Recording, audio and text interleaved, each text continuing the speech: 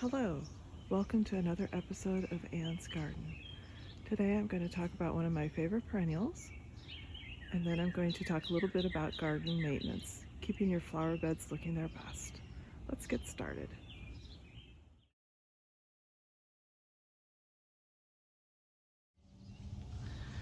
Let me introduce you to one of my favorite perennials for the garden, and that is the geraniums. Now, when I say geranium, I don't mean those annuals that you might add to your container garden. That's a common name for those annuals, and they're not true geraniums. These are perennial. They're very low maintenance, very disease resistant, and they bloom consistently, some of them throughout the summer, but for long periods of time. This bright magenta one is called Geranium sanguineum, and it makes a nice small rounded form that makes a great border, as you can see here. And then this light pink one, a close cousin,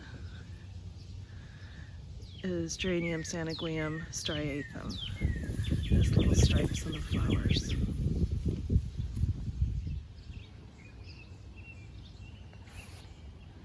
I have a variety of geraniums in my yard, and quite frankly, I've forgotten the names of a lot of them. Here's some pink ones and some blue ones. They're a little bit larger. They get a little sprawly as they finish up blooming. It's very simple to cut those back, and the plant itself in the center will mound up again and sometimes even throw more blue.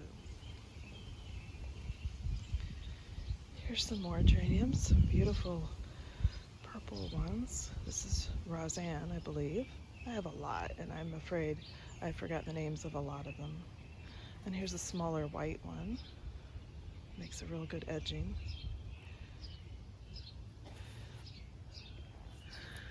This one is Phillippe Vapelle, and his stems are very upright. You can see there's some more over here in the sun. Lovely lavender color.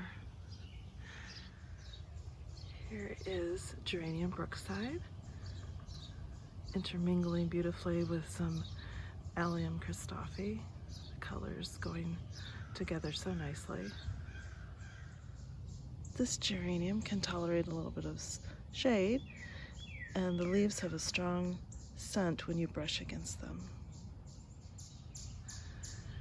This geranium is just a little past its peak bloom, but you can see the pretty markings on the leaves. This one's very shade tolerant.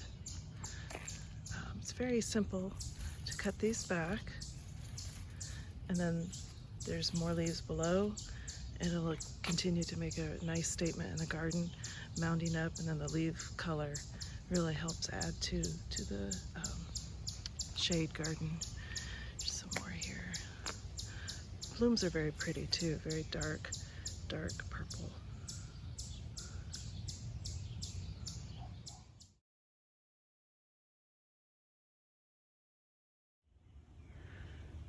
Well, this is a sad sight.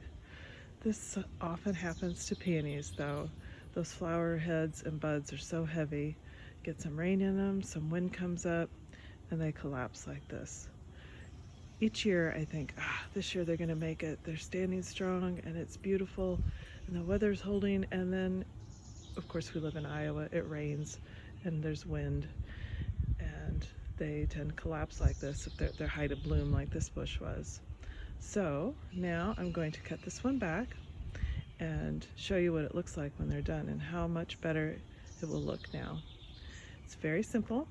As I demonstrated earlier, just cut the stems back just above a leaf node.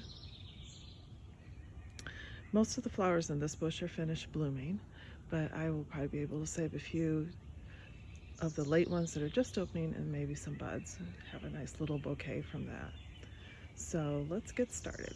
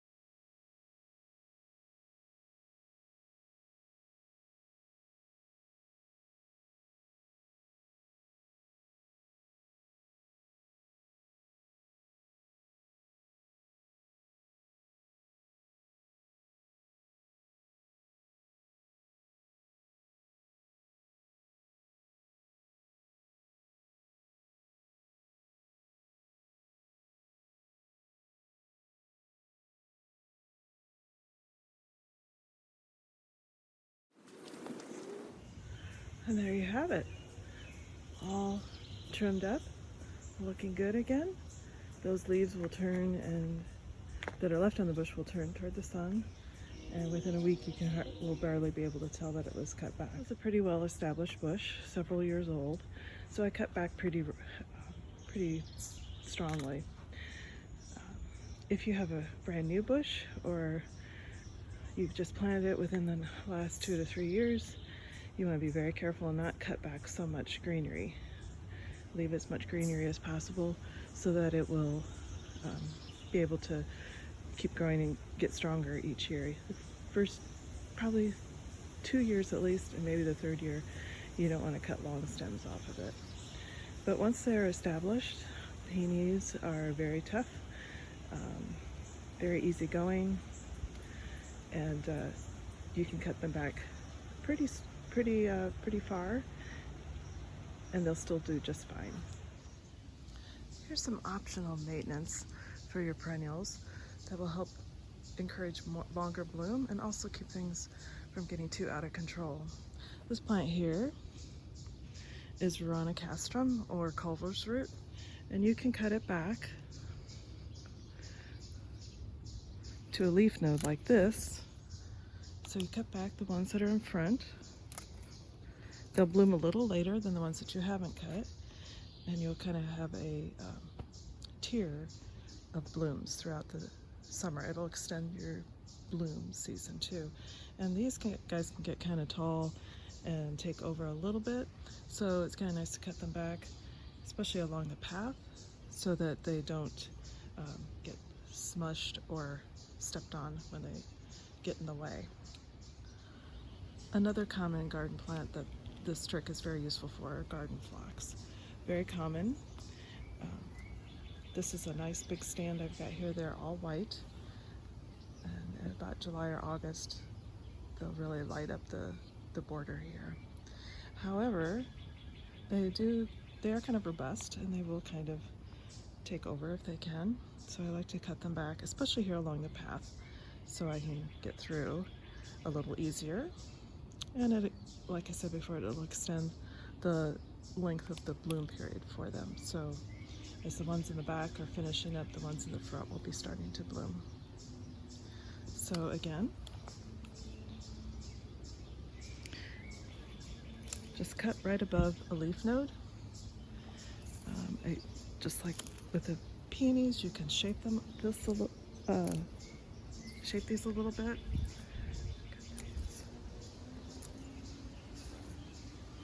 This is a Veronicastrum that's invading. I'm going to trim him back too. But don't have to cut a lot. You can cut more than this than what I'm cutting.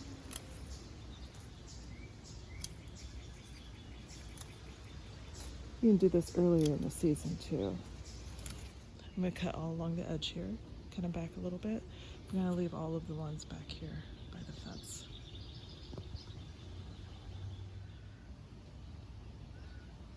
Okay, here they are, cut back along the front. While back here along the fence, they're still full height. This is kind of an optional step, but it's a very satisfying, quick thing to do. And the rewards are that later in the summer, you'll have an extended bloom. Another easy maintenance trick for your garden is deadheading. I like to wander through the garden in the evenings or early in the morning, and before the bugs come out, before it gets too hot, or after the heat of the day has passed, and just walk through the garden, doing a little straightening up, little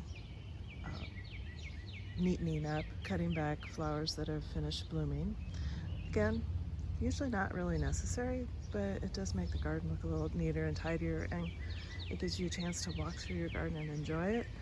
You can catch any bugs that might have shown up, or any disease problems that you might see.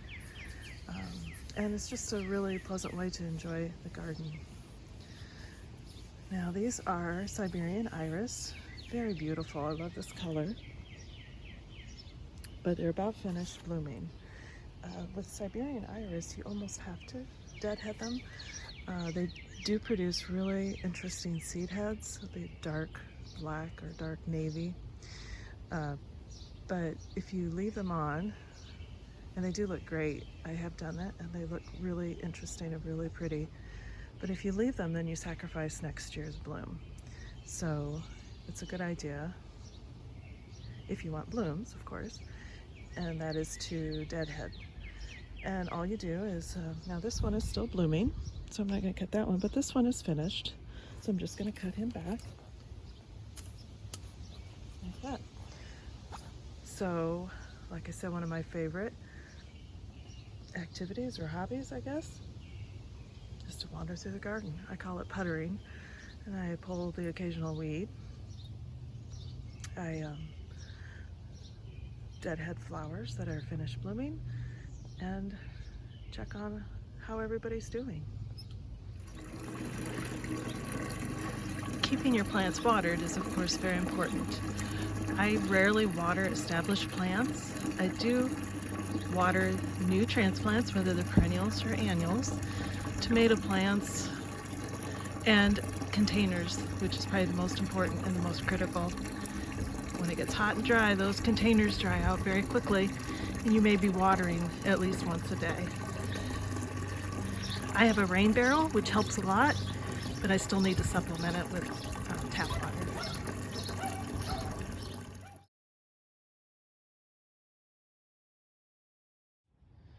I'd like to talk about some of my favorite gardening tools now.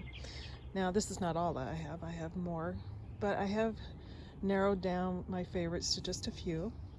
There are lots of different kinds of tools out in the garden, and some are very specialized. If you have a special kind of collection, you grow fruit trees, or you grow conifers, you'll need certain kinds of pruners for them. But for the typical backyard perennial gardener, you don't need a whole lot of fancy gear.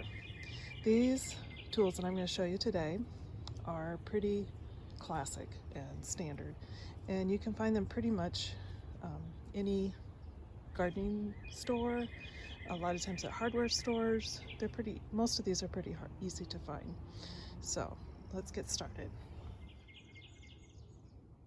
First up are these classics. These are Felco bypass pruners.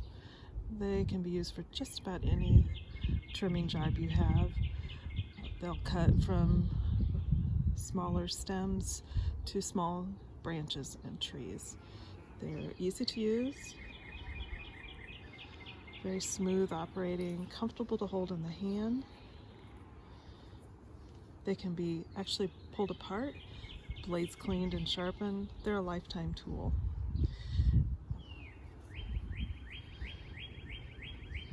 This one might be one of my absolute favorites. This is a Hori, a Japanese garden knife. They are strong and sturdy, easy to hold in the hand. They're excellent for getting into small spaces, slicing in. Weeds always seem to find their way in amongst your most precious perennials, and these will help wiggle them out. You can also use them for digging holes for small bulbs, or for planting, when you're planting your annuals in the spring. This is another one that I always carry with me when I'm out wandering through the garden.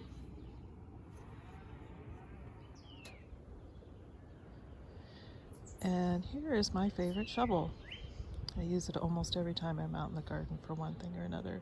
It's a little bit shorter, has a U-shaped handle, it makes it easy to grip, and it has a nice sharp point and a sharp blade, so it's easy to dig out a perennial or to get into small spaces. This one's called a landscape gardener. Sometimes they're called perennial gardener shovels or perennial shovels, because they're meant to be used in a flower bed that might be very full of perennials and other flowers. This one, you can tell, has been well used, and that's because I like this one the best. I use it for everything.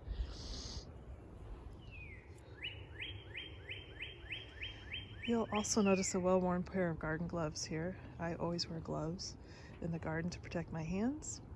It didn't always, and once I cut my thumb and it got infected. I had to go in to see the doctor and get a tetanus shot. So Yeah, better safe than sorry. I always wear gloves. Here's a quick tip for keeping your tools rust-free. Make sure you clean them off. I'm not always real good about that, but try to scrape off all the dirt that might have accumulated on them while you're working with them. Put a little bit of motor oil on a towel or a piece of cloth and just wipe down the blades and any metal part with that. Don't need very much, but both help clean it and keep it rust free.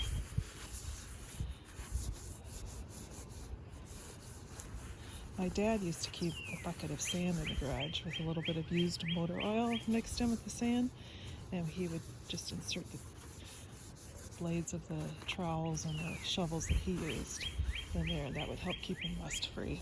I'm afraid I'm not quite that good at keeping my tools clean, but this is a simple way to care for your tools.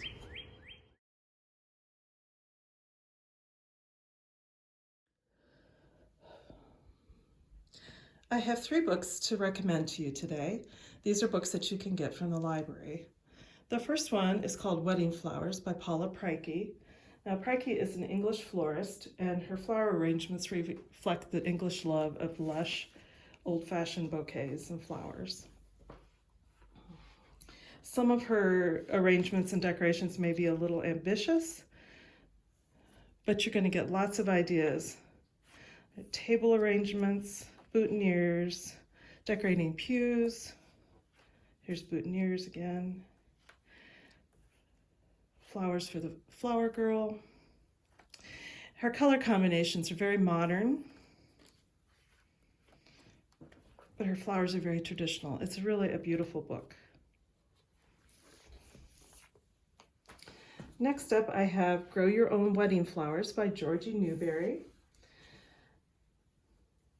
This may help you save some money, but the better thing about it would be that you would add a lot of special memory to your already special day. Including flowers that you've grown yourself or that you collect from your family, from your friends, from your neighbors. It would be a wonderful way to include them in your wedding. Now, these flowers are, the flowers that they use are traditional, easy to grow, annuals and perennials both. Most of the bouquets and arrangements are fairly straightforward, easy for pretty much anyone to put together. She follows seasonally, so if you have an autumn wedding, you can look at the autumn section and have ideas. There's cosmos and dahlias and sunflowers. Simple glass vases, but she also does more detailed hand-tied bouquets for the bride. And these books on wedding flowers don't have to be just for a wedding. They can be for any special occasion. A shower, an anniversary party, a birthday party, just a fun get-together with friends. These table arrangements would be beautiful. So don't walk by them even if you don't have a wedding coming up. Now, this third one is probably one of my very favorite gardening books. Now, this is my personal copy. We do have it at the library. We have the 3rd edition at the library. This is actually the 2nd edition. And this one is The Well-Tended Perennial Garden by Tracy de Sabato Aust, which I think I mispronounced her name, but this is almost a Bible for me for garden tending. A lot of people will ask me, well, how do you know when to divide a plant? Or how do you know when to cut it back? Or why are you deadheading that plant and not that one? Well, the answer I have found is in this book. Although I think I did learn a lot about plants and how to handle them by osmosis, or just by following my grandmother and especially my mother around the gardens and watching what they did with their flowers. But this book can stand in for your mentor and teach you so much about gardening, the basics of gardening. The first half of the book, she talks about landscape design, and by landscape I mean even just flower beds. It doesn't have to be a grand corporate landscape. She gives ideas on how to divide plants, handling pests and diseases, maintaining a garden so that it looks good throughout the year, throughout the growing season at least. Now she's based in Ohio, so her growing zone is very similar to ours here in the Iowa. Then the second half is the Encyclopedia of Plants, and she goes through species by species, talks about how to situate them. Do they want shade? Do they want sun? Can they handle the humidity? Can they handle the cold? She talks about how or if they need to be pruned, how to divide them. Some plants don't like to be divided, and she'll talk about that. She will recommend some varieties are better for growing in hot and humid conditions than others, and she will often recommend them, although she's not a complete list of varieties, all flowers. That would be a gigantic book. But I basically have read this cover to cover, even reading about plants I don't intend to grow myself. So those are our books for this week. Be sure and get a reserve in for them at the library. I think you'll find them fun, interesting, and very inspirational.